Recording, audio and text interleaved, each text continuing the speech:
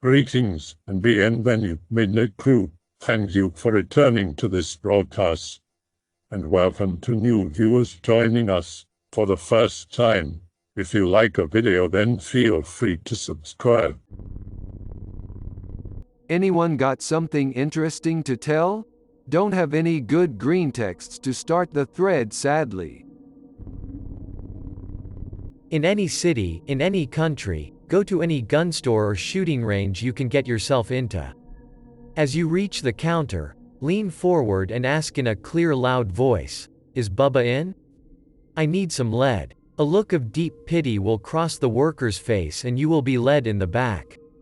You will be taken down tight, turning, twisting, corridors, turning and doubling back upon themselves and filled with useless intersections and dead ends. Easy listening music will play over decrepit, crackly speakers.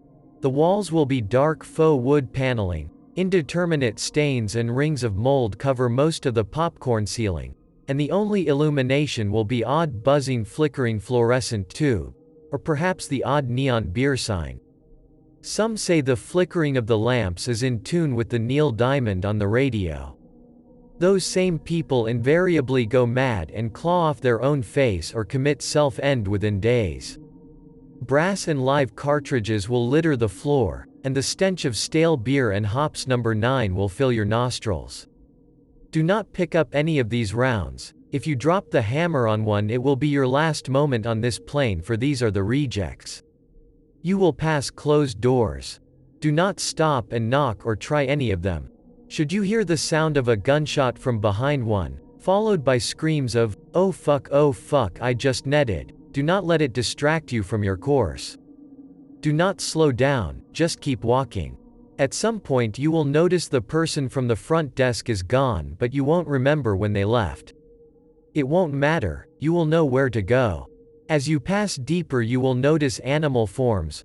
Wild beasts with claws, horns, beaks, and fangs lurk in the darkness where there are gaps between the lights. Some may feel compelled to produce a weapon to defend themselves.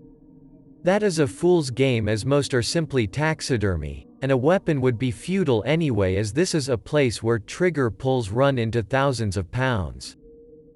Softly at first, as if from a great distance, but the closer you get to the end of the hallway, the louder it becomes until it drones so loud that it seems to consume all other noises. Until you begin to claw at your own ears in pain. You stop at a door. Within is the source of this infernal cacophony. This is your last chance to run. If you decide to continue and open the door, then the sound will diminish to a mere whisper of its former level, leaving your ears ringing. The room is coated in an almost tangible, all-consuming darkness, but for the far end. There, under a single incandescent bulb dangling from the ceiling, sits a shirtless pot-bellied man of indeterminate age. He may be 40, he may be 140, for here time is not linear. Kegs and jars at the edge of the darkness bear labels including nitromethane and lead azide. Open cans and boxes overflowing with glossy black powders cover most of the floor. Pornographic magazines cover the rest. His hands operate some ancient clanking engine, half the size of a city bus but drenched in twice as much oil, pulling levers, kicking pedals, and rotating knobs as a steady line of cartridges pours out a chute. Baroque gauges with fine needle pointers display numbers of indeterminate purpose. Steam escapes the gaps of an ancient riveted boiler at the back of the room with a pile of broken rifle stocks overpacked in the firebox. One cartridge for every ching. As you stand there hypnotized by the dance of moving levers and sprockets, the man's attention will suddenly turn from the machine and he will gaze straight through you. The bloodshot, jaundiced eyes of a lifelong alcoholic peer into the darkest corners of your soul. If you pause and listen carefully, you may be able to make out Pete Seeger on the hallway radio. There ain't no guards to slow up a man. Keep your foot on the pedal and your eye on the ram. If your hand should slip, why, the boss don't shout. He just buys new fingers as he throws you out. There's plenty of hands to feed the jaws, the press don't stop when there ain't no cause. Do not get distracted, as now is your only chance to save yourself, and the only way is to ask, I need some 357. At this point you will be cut off by the man as the veins on his forehead boil and his hand reaches down for something. You must cut him off before he has a chance to speak. Maximum. 357 maximum. If you were too slow and he managed to start ranting, then leave. Do not stop for anything. Do not go home. Don't stay at a motel. Just keep moving. Sleep where your body drops. You will know in the morning if you've escaped. If, however, you made it to the word maximum quickly enough, you will see his rage subside. He will take a bottle of bourbon from some gap in the machinery, down a heavy pull, and relate most horrific tale you have ever heard, beyond such primitive concepts such as pain and death, into the very essence of wrong, of evil. He will then explain, in detail, the reason. It will be every horrific event in history, every beating, every war, every assault, everything, and he will then hand you 6 cartridges. It is up to you whether or not to fire them, but you won't need 6, 1 will be enough. Me, 5 years ago. By Sporterized Enfield from garage sale, complete with 1970s Burris scope and slip-on recoil pad, some old boomer's der rifle. Take it home, strip it down to clean it. Hank Ackham, and what looks like a driver's license number is scratched on the inside of the stock, next to a crude rendition of the Masonic square and compass. Shoot it for a while, accuracy is meh no matter what ammo I try. Figure that's what I get for buying a boomer special. Forget about it for a while. Buddy calls me up, invites me over to his family's ranch land for a barbecue. Tells me to bring a rifle as they have hogs to shoot. Having a good time at the barbecue, get a few beers in me. Anon. Get the rifle. Cousin so-and-so just saw the hogs. Get right on it. See some hogs about 100 yards out behind an old shed. I took a sitting position, and I guess it was the beer because right before I fired I said, "This one's for you, Hank." Perfect fucking brain shot, which was odd, because I was aiming for the heart/lung area. The rest of the hogs scatter, much chatter ensues. From then on the gun is a fucking laser. Paper targets? Hunting? Doesn't matter. Any brand of ammo, sub-MOA. Next time I go, I will strip the gun down for a serious cleaning. There's no name inside. Pacific Northwest Anon here. I've seen some spooky shit out in the woods. Out camping with some bros for a 3-day weekend. First day, shoot our AKs at steel targets, drink beer, shoot more, smoke cigars, hang out and have a great time. The sun goes down, make a nice campfire, eat dinner, and we all go to bed. Wake up heart pounding, 3 a.m. Listen for a second, silence. Loud sticks and branches cracking in the tree line 100 yards away. Went on for 30 seconds or so, till eventually the cracking faded away into the distance. Figure it must be an elk or some other critter fucking around. Go back to sleep. The next day, we all wake up, ask them if they heard it, they say yeah. We decided to go out where we thought it was. There's a bunch of fallen branches. And a pile of guts sitting there. Must have been a coyote or cougar. Got a kill and gutted it? A friend pokes it with a stick. Underneath the pile is a set of teeth. It looks like the jaw of a deer or something, arranged perfectly. A friend who is an avid outdoors man has never seen anything like it. We all WTF and try to forget about it. Next night, wake up heart pounding again. Stick cracking in the same spot. Loud as fuck, can hear limbs snapping too. Suddenly hear more sticks and limbs snapping in different spots 45 degrees to the left. At this point I'm scared. I whisper to my homies and we all get out of our tents. Aim PVS-14 at the tree line, try to see what it is. Can't see anything but I still hear it. Suddenly there's a guttural roar. The other location emits a higher-pitched scream in response. More limbs breaking. Sounds like small trees crashing down too. We freak the fuck out quickly and quietly pack all of our shit. Jump into the truck. Start it. Too scared to use headlights though. Proceed to drive down shitty logging trails at 45 miles per hour with only a PVS 14. Eventually I got on the main road. Miracle I didn't crash. Drive home. Get back at 4 a.m. Pass out. Everyone goes home. We don't talk about it. I still don't know what it was. Don't want to find out either. This happened to a buddy of mine about 4 to 6 years ago in rural Michigan. I couldn't pinpoint the date.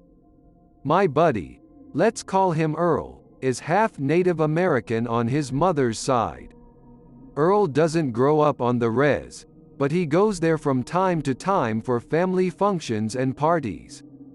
He's hiking with another guy out in bumfuck nowhere in this res about a mile off the road when they come across this terrible smell.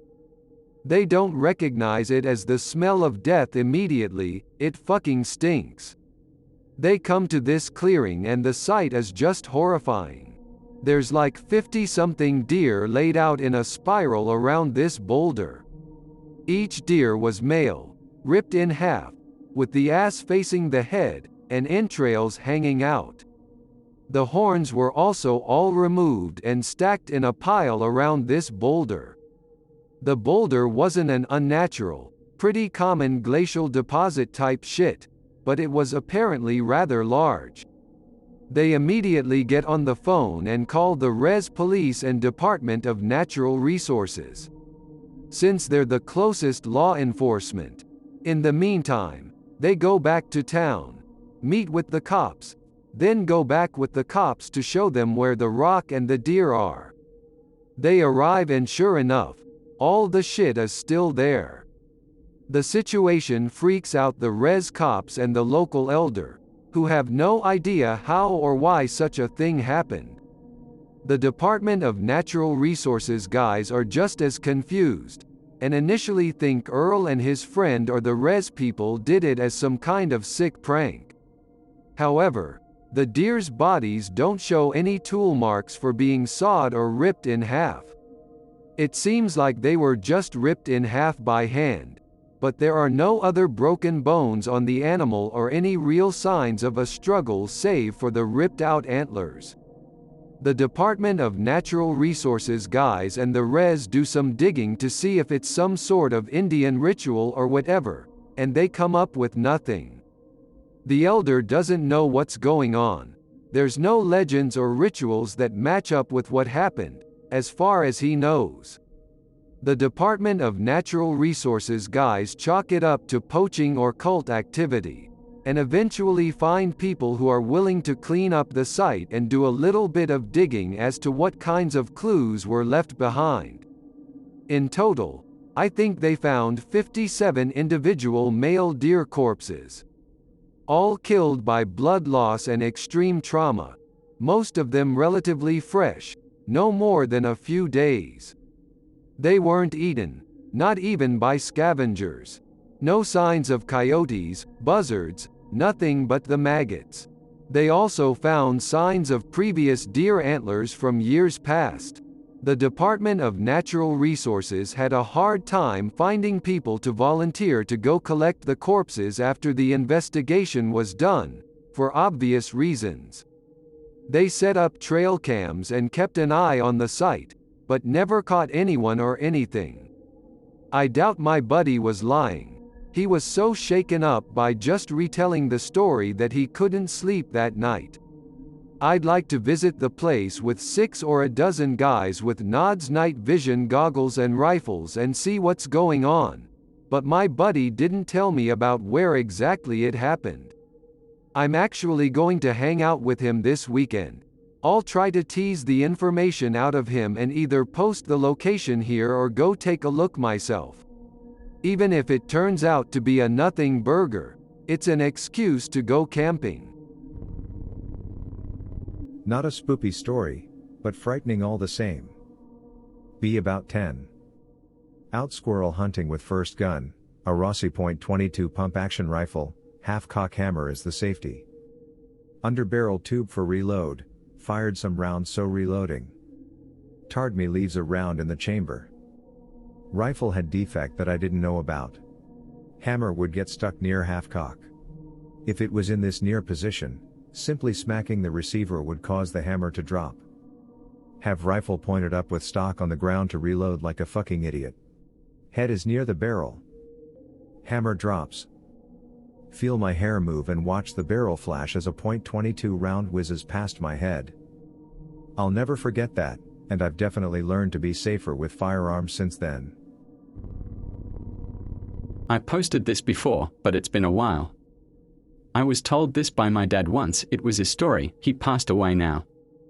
My retelling could be off, but best I can remember is him, his friend's girlfriend camping somewhere out near Fall Creek Reservoir, Oregon, late 80s. Just out of high school, Dad was a long-distance runner. They walk from their camp to a bridge about 3 miles from camp. They go out to do some night cat fishing. Oregon has shitty little bullheads, but it's a fun pastime. Sometime around 1 or 2 a.m. his friend and his girlfriend go back to camp. He keeps fishing for a while. After a bit he notices something out of the corner of his eye. On the other side of the bridge where he thinks the road continues, to this day there's no street lights or anything out there, so the moon is the only light. He sees 2 red dots. He says they are about hip high. He stares at them for a hole, slowly getting his fishing gear. Then he is gravel scattered and the red orbs come rushing towards him. He turns and bolts back to camp. Every now and then he looks back and sees the eyes following him. He gets into his tent and grabs his Marlin 336, 32 calories and sits in the center of his tent with it until sunrise. He says he could hear it walking around the tent until about 30 minutes before first light. Be me. Euro friend with hunting rifle. Group of friend invites me to go with him to cinema range for the first time. Fancy indoor range where moving hunting scenes are projected at a huge white screen in front of the backstop. Once a shot is fired, the video pauses for a second and the hit is marked with a red X. Costs like fucking €90 for an hour of shooting, not including ammo. Have to stand in line with like 5 dudes shoulder to shoulder taking turns shooting at the various animals on screen. There are 4 of us and the range officer / projector operator wants 5 shooters before starting up the range. They ask if we're okay with a stranger in the drop-in queue being lumped in with us. Agree that it'll be fine. Stranger enters. Poorly dressed colossal neckbeard, like 210 centimeters 150 kilograms. He drags in like 4 rifle cases and a fucking duffel bag full of ammo. Ends up standing directly to the left of me. Neckbeard uncomfortably overly friendly and acts like we've known each other since childhood immediately after introducing himself. Spend 5 minutes prepping weapons, loading mags, listening to the range officers. Neckbeard slams Abomination Rifle number 1 on the counter. He's eagerly telling me all about it despite me never asking. It's some bastardized roller delayed H&K thing in a conventional sporter stock he made himself. Shooting commences, everything goes smoothly until it's Neckbeard's turn. His rifle ejects brass at transonic velocities directly at me. I swear these things had the impact energy of 9x19 bullets. Damn near kills me. I swear these things left bruises through my clothes. Shooting is paused so that everyone can shuffle around and place Neckbeard at the far right of the firing line. Shoot like ass because I'm still borderline traumatized from the brass incident and being around Neckbeard is outright unnerving. Shooting resumes and goes smoothly until Neckbeard slaps a 20-round mag in his rifle and decides to triple tap multiple targets on the screen and gets a very firm warning from the range officer. Neckbeard clears rifle and returns it to the case, switching it out for Abomination Rifle No. 2. Some old bolt action with a barrel chopped down to like 45 cm, has a compensator like an old German anti-tank gun. Neckbeard loads up and preps while we others are shooting. Neckbeard starts shooting and it's like someone just started throwing flashbangs at us. The muzzle flash is enormous and bright white, the concussion is brutal. Even with full hearing protection, it rattles the teeth. Ejected cases are nearly the size of cigar tubes, as the rifle is chambered for some kind of giant semi-rimmed magnum round. No one else can concentrate on shooting. Neckbid told to retire Abomination Rifle No. 2 and told to shoot with something else. Neckbid begrudgingly agrees and returns from his stack of gun cases with a fucking full auto AK-47 instead. No clue how he got a license for that thing. Shooting goes surprisingly smoothly for the last 15 minutes. The Kalashnikov is the least offensive firearm he's brought thus far. Shooting time runs out and the range officer tells us to wrap up. Neckbid grabs range officer by the shoulders like a child. Insists on showing the officer another gun he's brought. It's a fucking gold-chromed 12.7mm Desert Eagle he shows off to everyone. Legal handguns are very rare in this country, let alone something this enormous and weird. Even the projector operator steps out of his booth to grope it. As everyone in my group is leaving, Neckbid stays behind talking with the employees. Asks them if they want to try his guns. None of them have tried full auto guns or handguns before, so they eagerly accept. Hear booming Desert Eagle and bursts of full auto through the sound-shielded door as friends and I retrieve our coats from the cloak room. This story happened when I was staying with my friend for a bit after moving out of my place.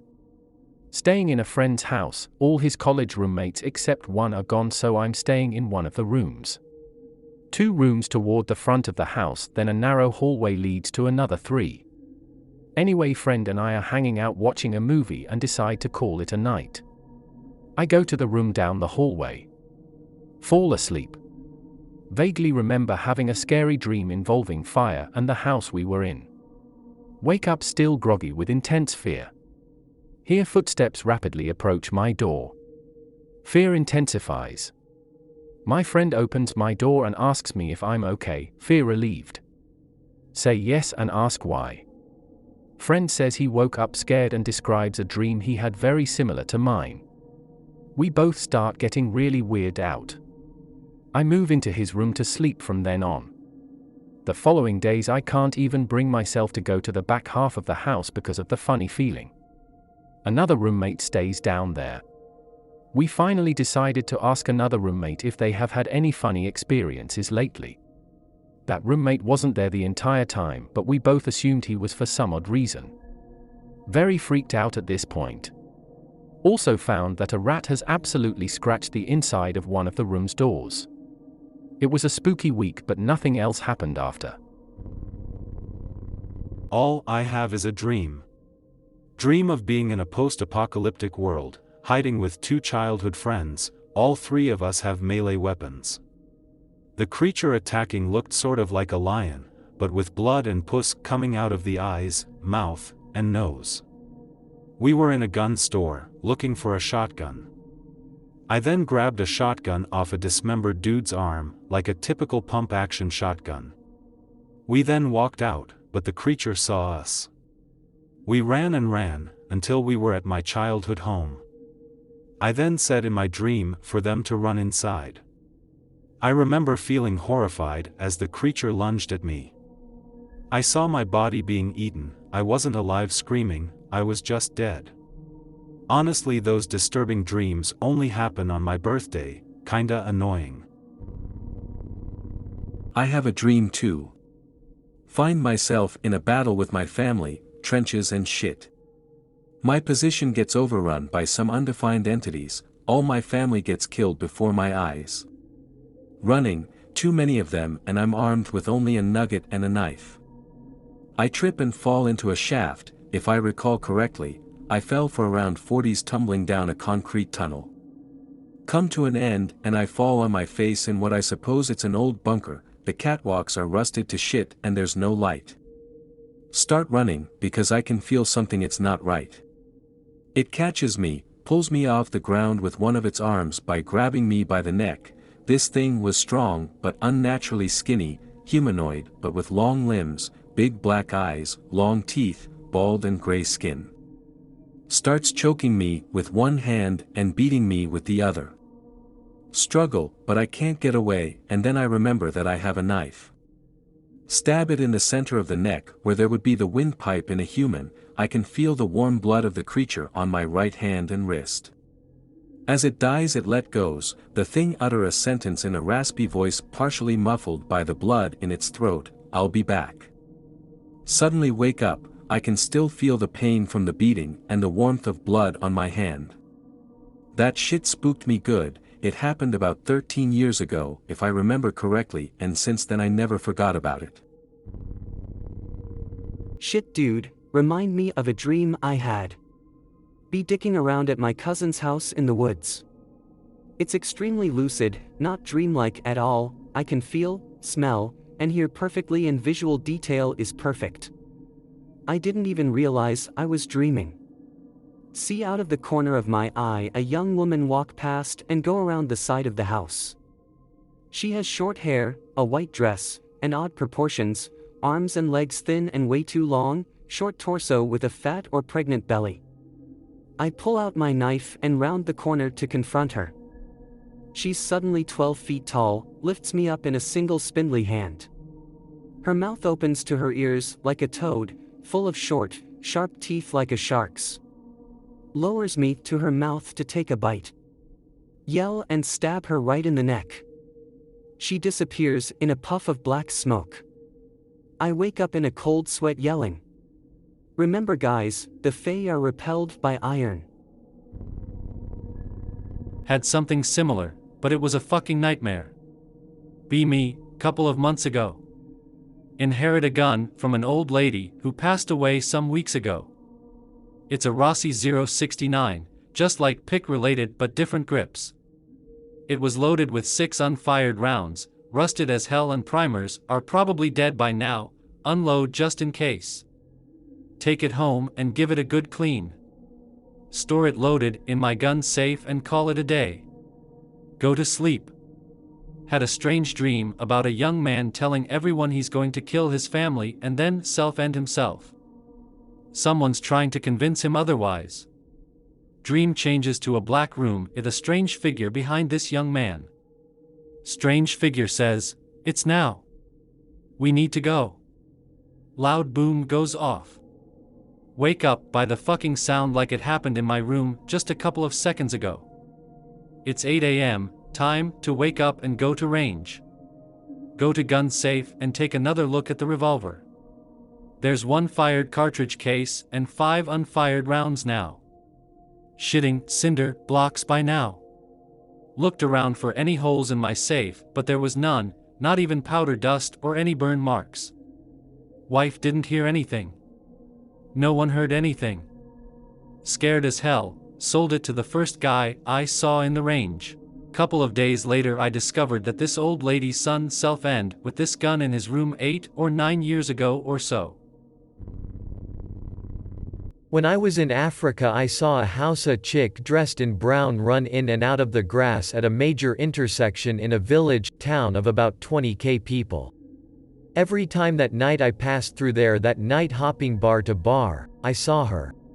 Never her face. Just running from the sound of the motorcycle and entering the grass. My motorcycle drivers when asked responded that they did not notice her. Next day, I asked the chief about the foreigner and he told me that she was the ghost of a girl killed there by a passing truck in the night decades before. She had snuck out of her house to see her boyfriend. He told me that the ghost was looking for a husband. I hope that you enjoyed tonight's broadcast. If you enjoyed tonight's story, then please subscribe to the channel as more green texts will appear daily. A new broadcast will appear when the clock strikes midnight Central Time.